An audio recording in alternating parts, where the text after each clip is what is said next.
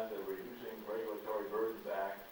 We did pass the Small Business Paperwork Mandate Elimination Act. That's the 1099 associated with the Mr. Obama's health care bill. I don't know if you heard about that, but that was actually passed by the Senate. We passed the Putting the Gulf of Mexico Back to Work Act, reversing President Obama's offshore moratorium act.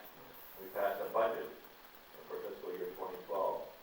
You can see 5 of these 6 different pieces of legislation are stuck in the Senate. Only one piece of legislation was actually passed by the House, passed by the Senate, and signed by the President. So that's what we're doing. I found it very frustrating to see things go to the Senate and not having anything happen. This is the website for Michigan's first district, benishek.house.gov. We've got offices in Iron Mountain, Marquette, Gaylord, and Petoskey. You go to the website, you can see what legislation is pending. You can see how I voted on every piece of legislation. And you can submit your input. We get about 3,000 pieces of mail a week.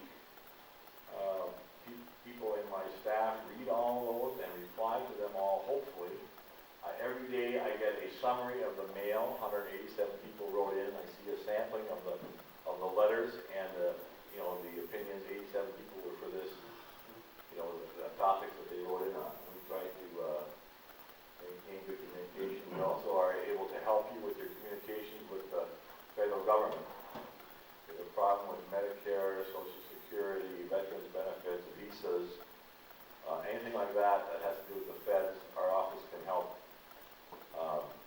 facilitate the discussion. So with that, I'd be happy to take any questions you may have. Ask Dan. Hi, what format would you like the question? Just ask a question. Hi, I'm Charlotte, and I have questions about your position on cutting Medicare, Medicaid, Social Security. That we've heard, some of the new Republicans coming up with, like Rick Perry, his ideas on Social Security. President Obama's ideas on cutting Medicare, etc. Well, to tell you the truth, I tend to agree with the Ryan plan, okay?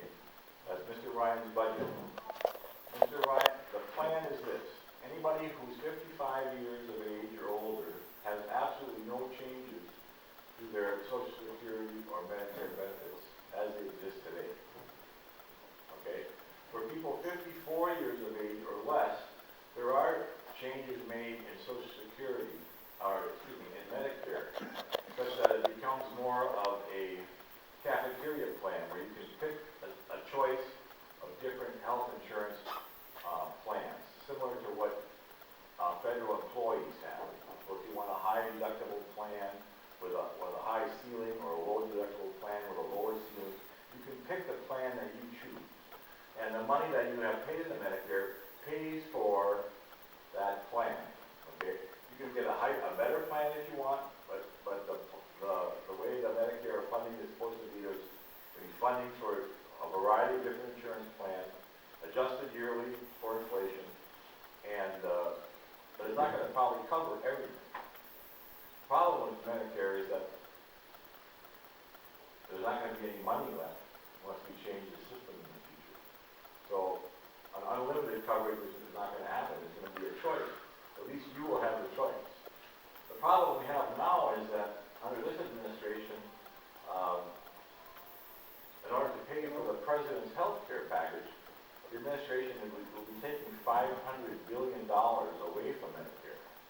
So that Medicare, the way the law is now, is going to be substantially changed from the way it exists at this moment. Because as the president's health care plan takes effect year after year, by 2014, things are going to significantly change. For example, payment to physicians are expected to drop 30%. I'm a physician. And I've been taking care of patients on Medicare for 30 years. And frankly, Medicare doesn't pay very well. All right? And at some point, it's going to be that physicians aren't going to want to do it because it costs more to see the patient than they're getting paid for it. For example, in Medicaid, that situation occurs now. Every patient walks into my office, it costs $50 for the rent, the chart, the nurse, whatever it is. It costs $50 for that patient to come in. But an elective Medicaid patient pays $28. So every Medicaid patient I see in the office, I lose, $22. So, that's what's going to happen here. There's going to be less access to care under the current situation. Just a quick question. How did something like this even happen? How did it get to this point? You listen to the news, you read, and it just appears that there is so much loss due to fraud. And, every once in a while you'll hear about a really big bust about, oh yeah, they found this, this, and this. You have to have more oversights, and if the oversights were enforced, did that not rectify? Well, that's certainly a part of the expense. And I agree that we need to work harder to eliminate fraud and abuse. Absolutely. I mean, the government doesn't operate with the efficiency of Federal Express. Wow. There should be a lot more what they call operational audits on the way things work. Because if we had a Federal Express efficiency guy come through the government, I think we'd find lots of areas to improve the situation. And I agree with you. As a matter of fact, we've been talking in our office about some sort of legislation to try to get some kind of a operational audit working. Okay. Same with Social Security though too. And Social Security is not as bad as Medicare as far as the funding problem. But as you know, Medicare, Social Security is founded in the 30s when the average life expectancy was 62. So the average, in order to get a benefit for Social Security in the 30s, had to be 65. So it was the unusual person that received Social Security benefits. Okay, now it's the routine. Okay.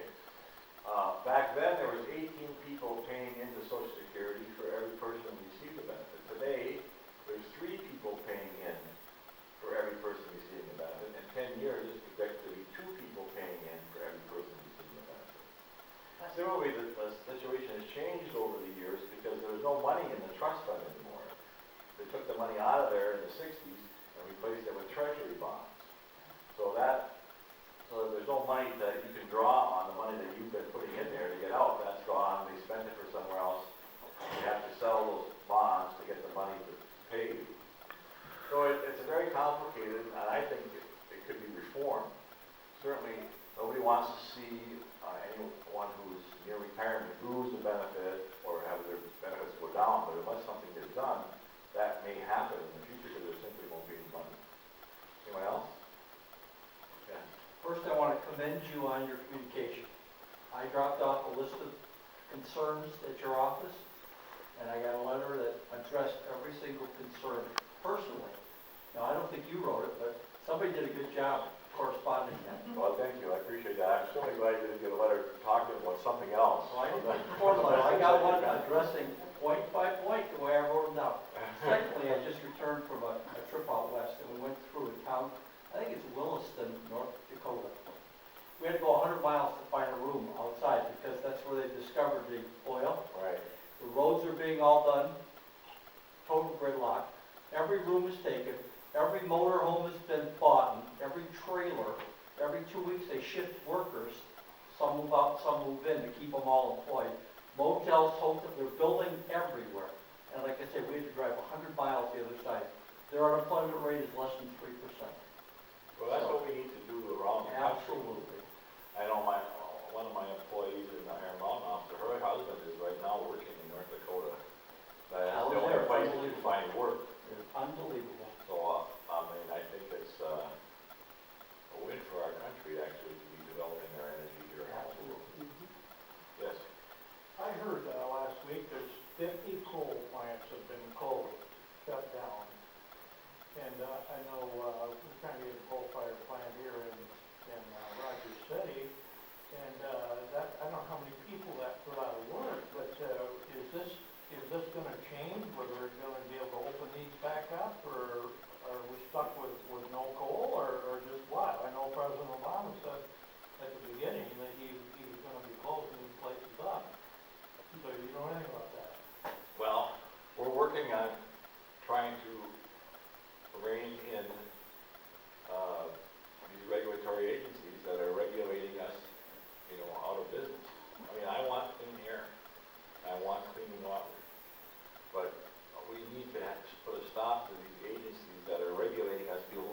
beyond what the legislation that provided for these agencies demand. And that the bureaucrats themselves are writing the rules. Like, for example, I gave you about the Army Corps of Engineers and the culverts. Some of the regulations require standards which there is no technology to detect that level of product in the smokestack. You know what I mean? And there are several pieces of legislation going forward this fall coming from the House that are going to address issues like that. Of course, nothing may happen because it will get to the Senate and then nothing will happen.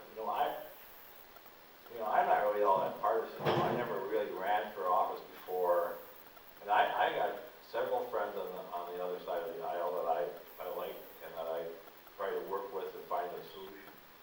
But I think the fact that we've passed stuff in the House, multiple things, the Senate would pass something as well. Maybe it won't be the same as ours, but then they'll do it in front of the American people. They'll take their votes.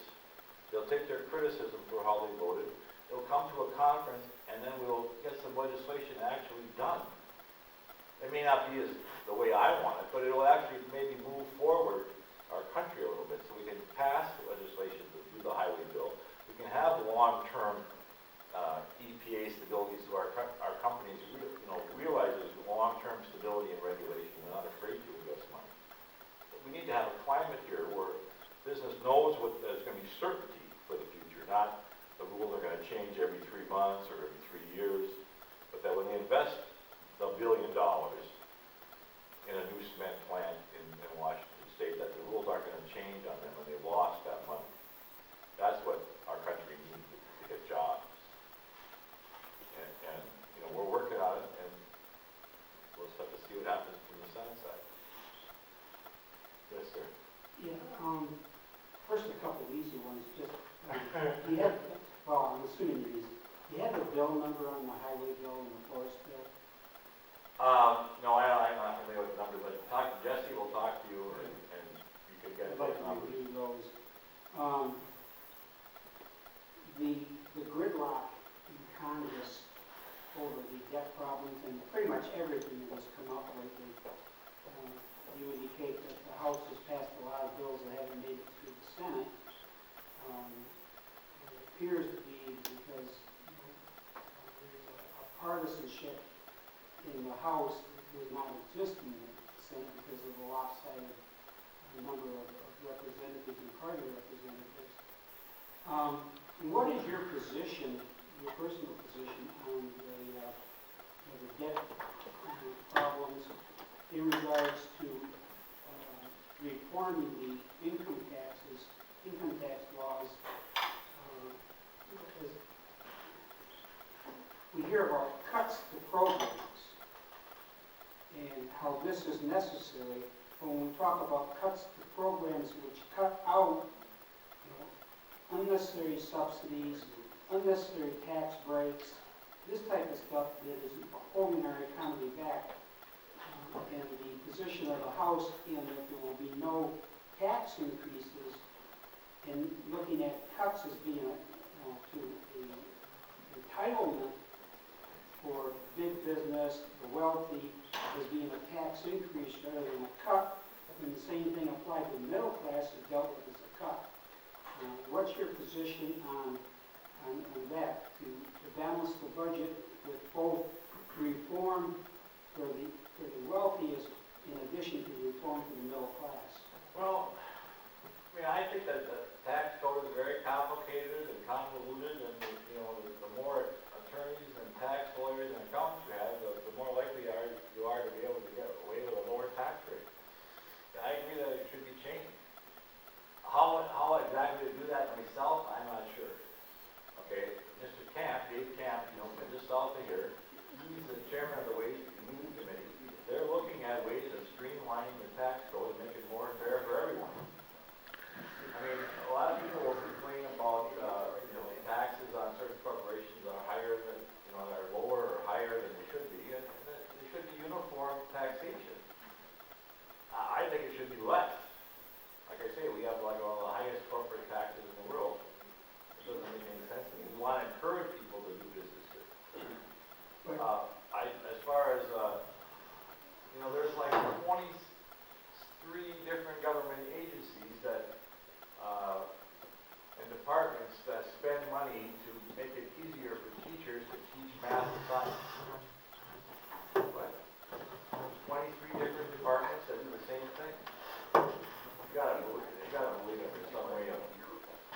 streamlining that. And that's the way it is in the federal government. There's multiple different agencies that, you know, with a operational audit of a lot of this thing can streamline. Not to say that's gonna happen tomorrow. With that, actually, if you say that we have the highest tax rate of any country, but our offsets to those tax rates more than do away with most of those taxes. That's what I'm saying. If we lower the rates and made it more broad so that there wasn't special favors for, you know, whoever buddy happens to be in office at that time, be a lot more fair. I mean, like you just heard about this big scandal with this Solyndra stuff, where they got a, you know, a big, guaranteed loan of $500 million and it's linked to donations to the administration. Well, who needs that kind of stuff? I'm sure that same kind of stuff happened in the Republican administration. You need to have, you know, a fair, lower tax rate. And you know, I'm not on that committee, okay? I mean, I try to do the stuff I can do in my committee. I'm working on forestry issues. I'm working on veterans issues. I'm on the Veterans Affairs Committee. So I'm spending my time on doing those things. And I pick those committees because we have a lot of natural resources here. We have a lot of veterans here. So the things that I'm concentrating on, I think I picked those committees because I thought they would be helpful to people here in Michigan's first district. Mr. Camp, he's been around a long time. He's on a pretty powerful committee, ways and means. We've talked. I get the input there, and they've got a plan coming forth. But I'm not, you know, I don't pretend that I'm, you know, especially, you know, knowledgeable about that issue, having been there for 8 months. But, you know, I agree with that principle. There's an awful lot of power bound up in the tax code. Probably most of the power in Washington is tied up with the tax code. That's why it's so hard to change. But for the last 20 years, I was one of 7 owners of a small business. And we were an LLC. And we chose to be an LLC, a limited liability corporation, because we didn't want to pay taxes on our capital equipment because it was a very capital equipment intensive business. So an LLC pays taxes based on the owners. The owners pay income tax based on the income, the net income of the company. So I would every year pay in taxes 4 to 5 times what my salary was. I wrote a 5-time bigger check to the federal government every year, more than I made in income. And so did the other 7 owners. We paid effectively about a 35% tax rate on our business, and it was debilitating. And so when President Obama talks about these rich people paying their fair share, he's talking about a lot of small business owners like myself who paid a tremendous amount in taxes, pay it every year. And there's just no relief from it. There are no write-offs or benefits. I mean, I used to laugh when people would say, oh, you're in business, just write it off. Well, it doesn't have any meaning. You have to have the money to, I mean, the write-off doesn't do you any good because you've already spent the money. And there just aren't that many write-offs. So it's a Well, I know purchasing capital equipment is a very difficult thing to do in small business because of the tax rates.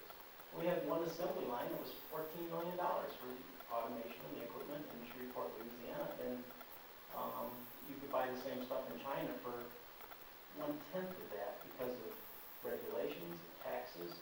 So it's this class warfare, trying to tell people that the rich aren't paying their fair share. There's a lot of people like me that aren't rich that pay way more than our fair share, and that's what it just gets under my skin when I keep hearing that over and over and over, that tax the rich. There's a lot of people like me that aren't rich that pay a tremendous, that carry the burden for this country. Well, see, it's people like that that employ a lot of people. We had And it's 3,500 employees. And it's difficult for people like that to make new investments in new equipment, like when countries like Japan and China are helping their companies. That's right. We don't have 3,500 employees anymore, but we did. But I mean, like buying like a new laser guided lathe with, you know, like $100,000 or $1 million piece of equipment, you have to find that money, and then you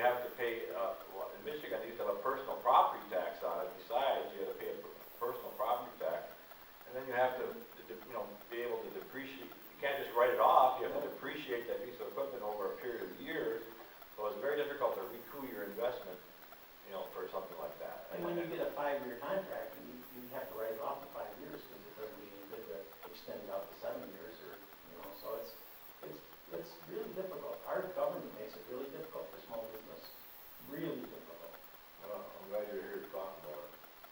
Yes, ma'am. I have two questions. Back to the Social Security. This scare that we keep hearing, the government shut down, people not getting their checks, how real is that? Well, I don't know, they argue back and forth about that, to tell you the truth. It's up to the administration to decide where the money gets spent. Okay, so if the money stopped coming, if we did let them borrow more money,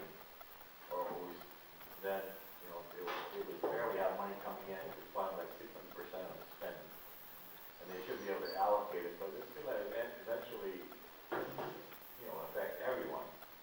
You know, I had a lot of angst over how to vote on a lot of these things because of the fact that some people want you to stay strong and let the government shut down, make them learn their lesson. I have a lot of employers that are saying, if you let the government shut down and the interest rates go up, it's going to cost you millions of dollars, they're going to raise people off. And really, I didn't make my decision to vote on the debt, raising the debt ceiling until I got big. And I have this guy that employs like 400 people here in this district call me up and say, if this happens, and we default, whatever you call that, and my interest rates go up, I'm going to lay off hundreds of people.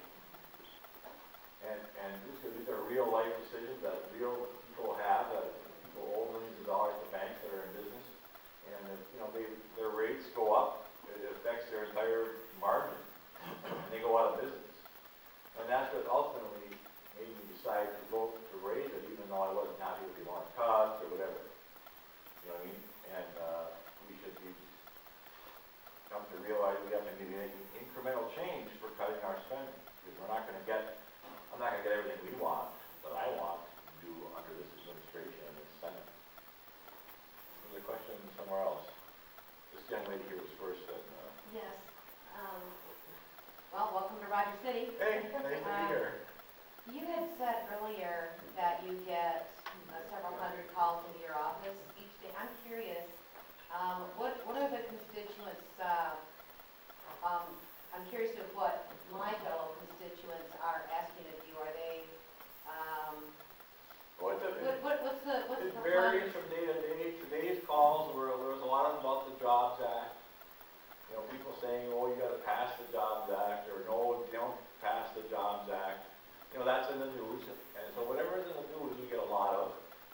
Sportsmen are calling you, you know, about you know, the Wolves. There's a myriad of issues. The issues are very, very wide. You know, whatever seems to be newsworthy comes up a lot during that news cycle. I mean, lately this week it's been the jobs. I was out there in the car reviewing my stuff today, and most of it was about the Jobs Act. Okay, when you had talked earlier, you had mentioned a couple of things I found interesting that, I believe you had said domestic drilling on federal land, to use those revenues to pay for infrastructure. But it was my understanding that those funds went to the Land and Water Conservation Act. Question is there legislation or potential legislation that would divert funds that would go to the Land and Water Conservation Fund over to pay for infrastructure? Well, this is something that we're talking about in the House, trying to get, you know, the money put to good use. Okay, so the money doesn't get put in the general fund and then it's wasted. And to me, a lot of money that goes in the general fund just sort of disappears off of all these other federal things. And if we could get it designated for one specific purpose, I think it would be better. Of course, I was continuing resolution stuff. The federal government budget runs through the end of what, September? Yeah, the end of the month. So Then there's no budget in place for 12. there's no funding in place, to tell you the truth, after tomorrow. The money runs out, I think, tomorrow. You know, as long as it's been kicked around now with the FEMA stuff in and out, that takes it to a little further. That's Well, the Senate rejected the bill that we passed before we left. Okay? And they just passed a 4-day continuing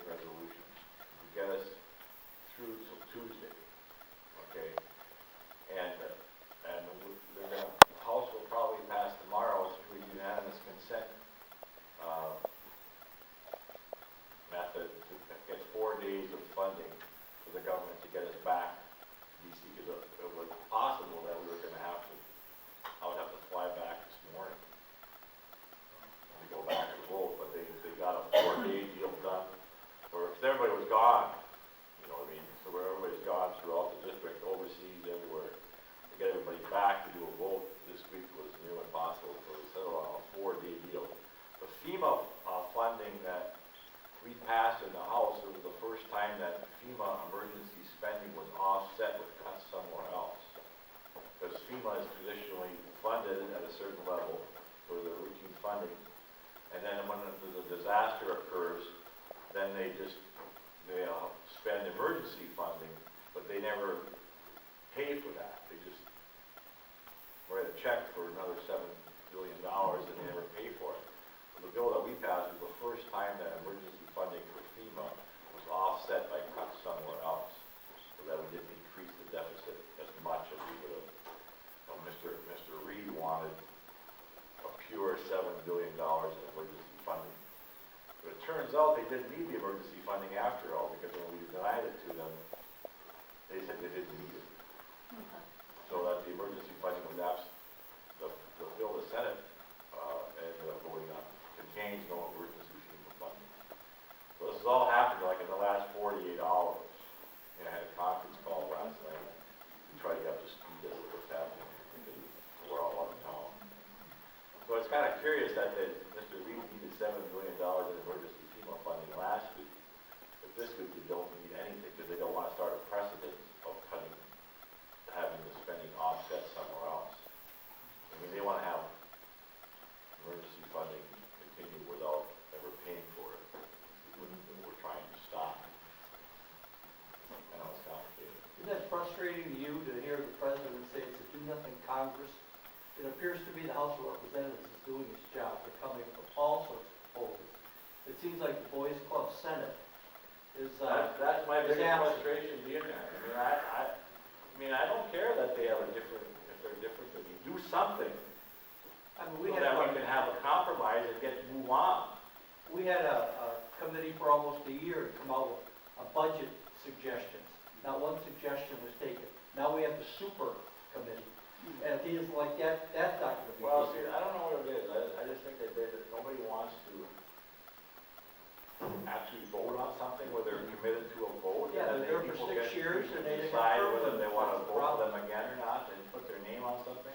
Yeah. That's why I'm so happy that we have this balanced budget amendment, that they will have to take a vote on a balanced budget amendment. So if the senator votes against a balanced budget amendment, he'll have that on record, that he voted against it, and I think the people are going to be, they're tired of this.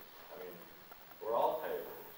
And, you know, I personally think that the House has been doing its job. It may not be what some people like, but we've You're come coming to up with something all the something. time. That's So right. then let the Democratic controlled Senate come up with something, and then we move forward. Yes, sir. Just to know that I'm a supporter of you, I know you have a few checks of mine. But we had a great victory and put all these Republicans in. And now, as far as I'm concerned, I worry that these Republicans, unless we have a sudden turn of events, that those same people we put in are going to be on the way out because the press is killing them. And I don't know what we can do about it or what you can do about it, but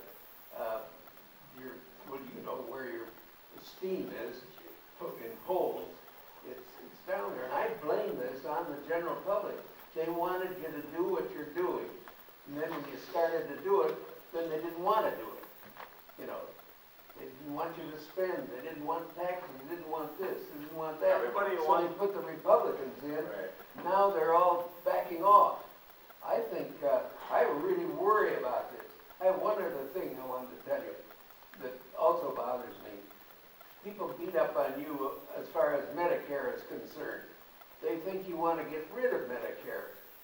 And I keep watching to have you rebut this, and I haven't seen you rebut this at all. I think people ought to know what your plan is for Medicare. You wanna reform it. Well, you may have missed a little bit You of don't wanna- a minute. But You came in a little think late. you wanna get rid of it. No, we talked about it. I think you might have missed it. Yeah, well, I at the beginning. came in late. Came in late, but we talked a little bit about that. You know, that's the power of, the presidency really, is that we have a bully pulpit. And a lot of people are angry about, that's because of what they hear on TV, and they really don't understand what the real plan is. I mean, you can go to, budget.house.gov and read all about it. And I'm out there telling people what I just told you today. It's a reasonable plan. If we go on as if nothing has happened, nothing's gonna happen. We can't go on the way we are forever because the money will run out. Clarify. We have to change the plan, you know, so that it's responsible. It may not be everything for everybody, but at least it keeps the patient in charge instead of some bureaucrat in Washington. And the way it's set up now, Medicare has this 15-member bureaucratic board in Washington is going to decide whether or not you can have what you want to have. Okay. And not that a government can afford or individuals can afford everything, but I think it's better for the patient to be deciding how to spend the money than some bureaucrat. Well, I came in late, so I guess you hashed it over. Yeah, we talked about it a little bit, yeah. That's a worry. I think you really gotta hammer that and put people straight. Well, no, I'm out there. I'm trying to get it. We have these little talks like this all over the place. And this is about the average number of people that show up. This morning we had more, but that was in our, sort of my hometown. But we have a lot of interested people, and they bring up all kinds of different issues. Yes, ma'am. Information about Medicare, et cetera. It is my strongest feeling, and coming from, I was in corporate America for 18 years for a national collection agency. And it is my undying thought that if Medicare and the government followed sound business practices, we would not be in this mess. And how do we get to that point? Getting rid of all the crap in government. Well, Sorry. I can't really come with that. I mean, the basis of a Republican plan for the future is really the Ryan budget. The budget that doesn't raise taxes and pays off all our debt over the next 40 years, reforming Medicare and Social Security in a responsible way, I believe. And you know, I'm happy to hear another idea or a different way to do it. Tell me what your plan is. I'll be happy to listen, but there is no alternative plan. The only other plan we have is Mr. Obama's health care plan, which takes $500 billion out of Medicare and puts bureaucrats in charge of your health care.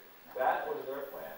And, you know, and that was a bill they had to pass before they even read it, before we even understood it.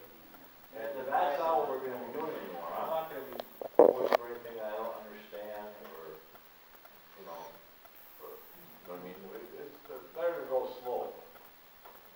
In my 45 or 50-year career, I spent half in the federal government and half in private business. And when I started my career with the EPA, don't hit me. I worked there for a long time, and when I first started working there was tremendous congressional oversight on everything we did. There were people coming in all the time reviewing our books and our accounting and making sure we weren't working beyond the laws, the legislation that we were required to uphold and enforce.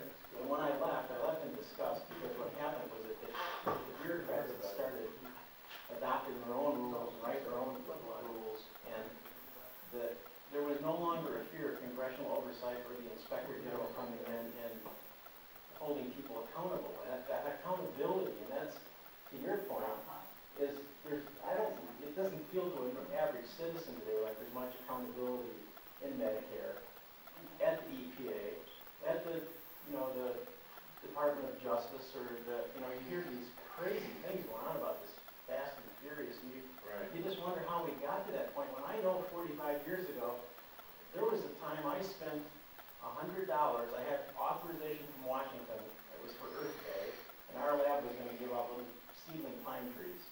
We were tree huggers. and, somebody decided at the IG that wasn't authorized, and I paid that $100 back to the federal government because it was an unauthorized expenditure. And that kind of stuff, now things go on you can't imagine in the government, and it was going on when I left. Well, They spend money like it's water. there is a lot of improvement in the oversight. I mean, in the Natural Resources Committee where, I had the Secretary of the Interior there asking him why they lose money cutting trees down in the federal forest. I mean, it's hard to believe that they have thousands of acres of forest, but when they cut down their trees, they actually cost them money. I mean, anyone who owns trees knows that when you sell your trees, you make money, right? Yeah. But not the Federal Forest Service. They lose money on every tree they sell. And I asked the Department of Interior Secretary why that was. And he says, we're not in the business of making money. That was the arrogant answer that I got. And that's just the attitude of administrators in the federal government. We're not in the business of making money. And why aren't you cutting more trees? We don't have the budget for it. We don't have the budget for it. You should be making money. Well, we only lose money because of the way they do it. Now, I want a sustainable, healthy forest. The state forests are inspected by third-party people that make sure that they have a sustainable forest plan. And I don't see why we can't do something like that with the federal forest. We have a lot of ideas that we're working on to try to improve that situation from the natural resources. Same thing with the VA, on the VA level. I want the best care for our veterans. Absolutely. But I don't think that every single VA hospital in the country should be using E85 fuel. So they have to buy all new trucks so that they use E85 instead of regular gas. And then they just simply, you can't buy E85 fuel everywhere. They have to buy a $500,000 E85 fuel tank for every VA hospital. How is that $1 million they spent there helping the veteran? Well, there's lots of stuff like that, okay, and it's just all over the Subsidies place. for ethanol and all those kind So, of crazy things. It's not that easy, but we're trying, on different committee levels. I'm not, I'm on the committee that I'm on because I think I can be effective for Michigan. In Michigan's first district, we have over 70,000 veterans. There's only 14 other congressional districts out of 435 that have more veterans than we do. All right, we don't have a military facility in this district, other than the National Guard facility. But I mean, we have a lot of veterans here. So I try to take committees that have relevance to our district.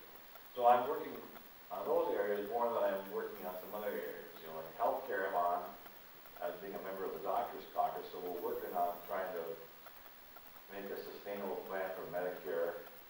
But it's just another area that I'm in, but you got to spread out a little bit. Is my perception that the power that the IG and the oversight committees had, that lessened over the time, or Well, I don't know. I think is there's it just just the how government aggressive the subsidizing? Congress wants to be in doing that oversight, where I think this Congress is trying to be more aggressive than they have in the past. It depends on the administration, it depends on, it's gone back and forth, between Republican administrations and Democrat, and on both sides to try to, stop the partisanship of whoever happened to have the White House at that time. So, it goes back and forth. I think it's the pendulum has swung too far towards centralization of power myself. That's Social Security. I've always wondered, for people who are on disability that have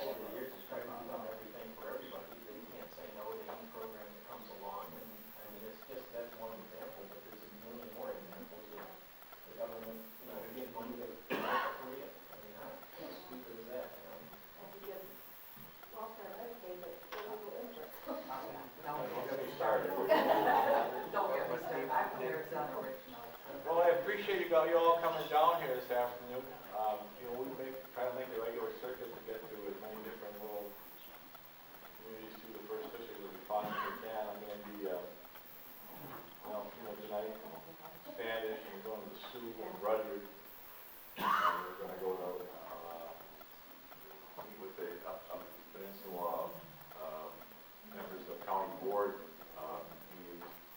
We have an administrative lunch in the Blueberry. I got this week all, we have a few thousand miles on the road.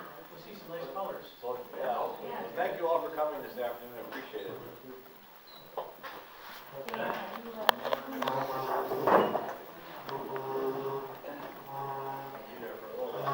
I just went out and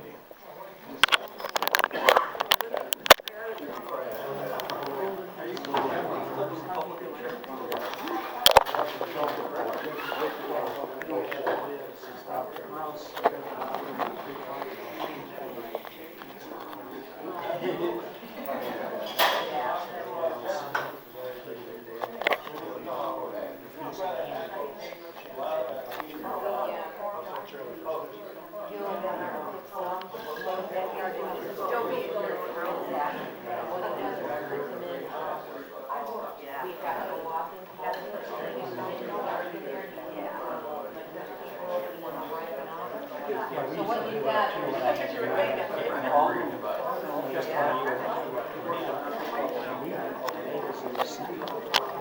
Oh, really? We can do that?